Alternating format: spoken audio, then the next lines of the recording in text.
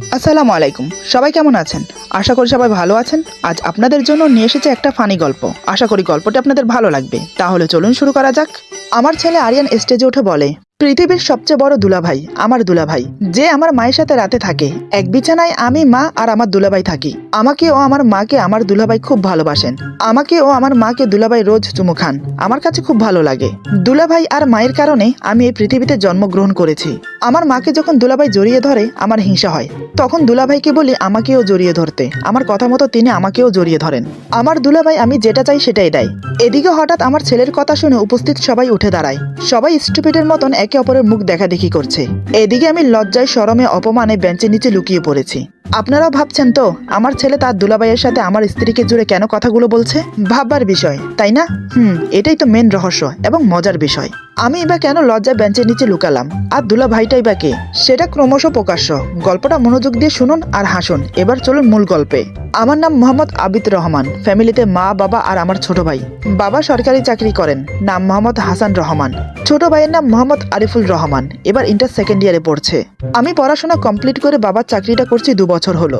বাবা রিটায়ার হওয়ার পর ওনার চাকরিটা আমি পাই। বাবার চাকরি করছি, ভালো মাইনের বেতন পাচ্ছি, বিয়ের বয়সও হয়েছে। তাই মা বাবা ভালো একটা মেয়ে দেখে বিয়ে দিয়ে দিল।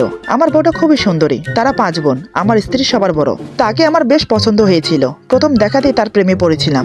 বাসর রাতে যখন তাকে বললাম তোমাকে আমার প্রথম দেখাতেই ভালো লেগেছিল, এক কথায় বলতে গেলে তোমার প্রেমে পড়েছিলাম। আমার স্ত্রী গালে হাত দিয়ে বলে, এ মা, প্রথম দেখাতে কারোর সাথে প্রেম হয় নাকি? কই, আমার তো হলো না। আপনি না চাপা মারতে পারেন। আমি ওর হাত ধরে বললাম, না গো না, সত্যি বলছি, তোমার প্রেমে পড়েছি আমি, ভালোবাসি তোমাকে। আমার স্ত্রী বলে, ভালোবাসেন মানে? বুঝলাম না। আমি আমার 2 হাত দিয়ে আমার স্ত্রীর 2 গাল আলতো করে চেপে ধরে বললাম, এমন করে বলছো যেন ভালোবাসার মানে বোঝো না। আমার কথা শুনে আমার স্ত্রী একটু লজ্জা পেয়ে চোখ বন্ধ করে নেয়। আমি বললাম, লজ্জা পেলে তোমাকে আরো সুন্দর লাগে। এটা শুনে চোখ খুলে আমার স্ত্রী আমার দিকে আরো চোখ ছোট ছোট করে তাকায়। এমন করে তাকিয়েছে মনে হচ্ছে সে মানেই বুঝতে পারছে না লজ্জা আসলে কি। আমি বললাম, তোমার কাছে একটা জিনিস চাইবো, দেবে? আমার স্ত্রীর নাম রানু। রানু বলে, কি চান? আমি বললাম, আমার না এখন খুব ইচ্ছে করছে বাবা হতে। আমি সন্তানের বাবা হতে চাই। আমার কথা শুনে হঠাৎ আমার স্ত্রী বলে, আরে আগে বলবেন তো, এখন আপনি সন্তানের বাবা হতে চান? তাহলে আমি আসার আগে কারো থেকে ধার নিয়ে আসতাম। এটা শুনে তো আমি হকচকিয়ে গেলাম। মেয়েটি বলে কি, সন্তান ধার এনে আমাকে বাবা বানাবে মানে? আমি বললাম, এসব তুমি কি বলছো? আমি থাকতে তুমি অন্যের থেকে কেন সন্তান ধার নেবে? রানু বলে, তো কি করতাম? আপনি তো এখন বাবা হতে চান, এখন বাবা হওয়া কি সম্ভব? বাবা হতে সময় লাগে। আপনি আমি সহবাস করব, তারপর প্রেগনেন্ট হব, 10 মাস 10 দিন পেটে রাখবো, তারপরেই তো বাবা হতে পারবেন। এখন বললে এখন কোত্থেকে সন্তান আনবো? আমার স্ত্রীর কথা শুনে আমি বুঝতে পারলাম আসলে সে সরল সোজা আমার কথার উল্টো মানে বের করছে। আমি এখন বাবা হতে চাই, এটা কথার উদাহরণ দিয়েছি মাত্র। তার মানে এই না যে এখনই বাবা হতে চাই। ওর কথা শুনতে শুনতে আমি হাসতে লাগলাম। আমি বললাম, সত্যি তোমার মনটা একদম সরল সোজা। তারপর আমি তাকে সবকিছু বুঝিয়ে বললাম। সে এবার বুঝতে পারলো আমি তাকে কি বলতে চেয়েছি। আমার কথা শুনে লজ্জায় মাথা নিচু করে নেয়। আমি এক হাতে ওর চিবুক উঠিয়ে কপালে একটা চুমু দিলাম। তারপর দুজন 2 রাকাত নফল নামাজ শেষ করে খাটে বসে গল্প করতে লাগলাম। ধীরে ধীরে একে অপরের প্রতি ঘনিষ্ঠ হতে লাগলাম। সেদিন আমরা শারীরিক সম্পর্ক না করলেও একে অপরকে জড়িয়ে ধরে অনেক ভালোবেসেছিলাম। দ্বিতীয় দিন আমরা শারীরিক সম্পর্কে লিপ্ত হলাম। তার 2 মাসের মাথায় রানু প্রেগনেন্ট হলো। বাড়ি শুদ্ধ সবাই খুশি। রানুকে সবাই যত্ন নিতে লাগলো। আমি তো আরো খুশি। আমি যে বাবা হব, এই খুশি আমি কোথায় রাখি? ছেলে হোক মেয়ে হোক, যাই হোক, আমি শুধু বাবা হতে চাই। দেখতে দেখতে ডেলিভারির সময় হলো। সিজারে আমার ছেলে হলো। দেখতে একদম মায়ের মতো হয়েছে।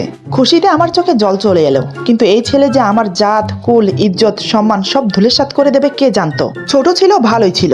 যখন তার 1.5 বছর বয়স হলো তখন সে একটু একটু কথা বলতে শিখছে। সেই সময় আমার 4 শালি আমাদের বাড়িতে এসে থাকতে শুরু করলো। কারণ আমার শ্বশুর শাশুড়ি হজ করতে সৌদি আরব গেছে। কমসে কম 2 মাস থেকে তারপর আসবে। 4টা যুবতী মেয়ে বাড়িতে একা থাকা ঠিক হবে না, তাই আমি আমাদের বাড়িতে নিয়ে আসি। ওদেরকে আমি ছোট বোনের মতো স্নেহ করি। যাই হোক, আমার শালীরা যখন আমাকে দুলাভাই ডাকতো তখন আমার ছেলেও তাদের সাথে তাল মিলিয়ে আমাকে দুলাভাই ডাকে। আমরা ভেবেছি এখন ছোট, পরে সব ঠিক হয়ে যাবে। এখন দুলাভাই ডাকছে, ডাকুক না, সমস্যা কি? বড় হলেই ঠিক হয়ে যাবে, এখন তো ছোট। এসব ভেবে আমরা ততটা গুরুত্ব দেইনি। সেখানেই করলাম আসল ভুল। দেখতে দেখতে ছেলের বয়স 8 হলো, তবু দুলাভাই ডাকা চেঞ্জ হলো না। কতবার ছেলেটাকে বুঝালাম আমি বাবা, দুলাভাই না, কিন্তু সে আমাকে শুধু দুলাভাইই ডাকে। আমার ছেলের নাম মোহাম্মদ আরিয়ান রহমান। যাই হোক, একদিন অফিসের বস এলো আমাদের বাড়িতে বেড়াতে। আমার কোলে ছেলেকে দেখে বলে, কে এটা? আমি বললাম, এটা আমার ছেলে আরিয়ান। কিন্তু আরিয়ান আমাকে দেখিয়ে বলে, এটা আমার দুলাভাই। ছেলের কথা শুনে স্যার আমার দিকে তাকিয়ে রইলেন। কিছুক্ষণ পর আমার বউ এলো। আমি বললাম, এটা আমার বউ। হঠাৎ আরিয়ান বলে, এটা আমার মা, এটা আমার দুলাভাই। তা শুনে বুকে হাত দিয়ে রাখলেন অফিসের বস। না জানে উনি কি ভাবছেন, তা একমাত্র আল্লাহই ভালো জানেন। সেদিন কোনো রকম ম্যানেজ করেছিলাম। ছেলের বয়স আস্তে আস্তে প্রায় 10 বছর হয়ে গেল, কিন্তু সে আমাকে দুলাভাই ডেকেই চলেছে।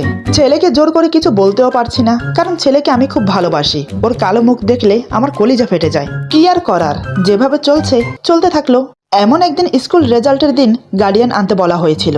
আমি অফিসে না গিয়ে ছেলেকে নিয়ে স্কুলে গেলাম। প্রিন্সিপাল ম্যাডামের রুমে গিয়ে বসলাম। আমি ম্যাডামকে বললাম, ম্যাডাম আমি আরিয়ানের বাবা। কিন্তু আরিয়ান বলেন, না উনি আমার দুলাভাই ম্যাডাম। ছাত্রর মুখে এই কথা শুনে ম্যাডাম আমাকে বলে, লজ্জা লাগে না শালকের বাবা হতে? আপনাদের জন্যই না দেশের এই অবস্থা। পরে আমাকে রেজাল্ট রিপোর্ট ছাড়াই তাড়িয়ে দিল। এমন অপমান জীবনও হয়নি। কান্না করতে করতে বাসায় এসেছিলাম। আমাকে কান্না করতে দেখে আমার স্ত্রী জিজ্ঞেস করে, আরে তুমি কান্না করছো কেন, কি হয়েছে? আমি আমার স্ত্রীকে সব খুলে বললাম। সব শোনার পর আমার স্ত্রী কি হাসবে না কান্না করবে সেটাই বুঝতে পারছে না। এভাবে বেশ কিছুদিন কেটে গেল। আরেকদিন স্কুলে আরিয়ানের উপস্থিত বক্তব্য ছিল। বিষয় ছিল প্রিয় বাবা। আমি চিন্তায় পড়ে গেলাম, না জানি ও আজ কি বলবে। কিন্তু আরিয়ান তো বাবা ডাকতে পারে না, তাই সে বাবার জায়গায় দুলাভাই লাগিয়ে দেয়। আরিয়ান স্টেজে উঠে বলে, পৃথিবীর সবচেয়ে বড় দুলাভাই আমার দুলাভাই, যে আমার মায়ের সাথে রাতে থাকে। এক বিছানায় আমি, মা আর আমার দুলাভাই থাকি। আমাকে ও আমার মাকে আমার দুলাভাই খুব ভালোবাসেন।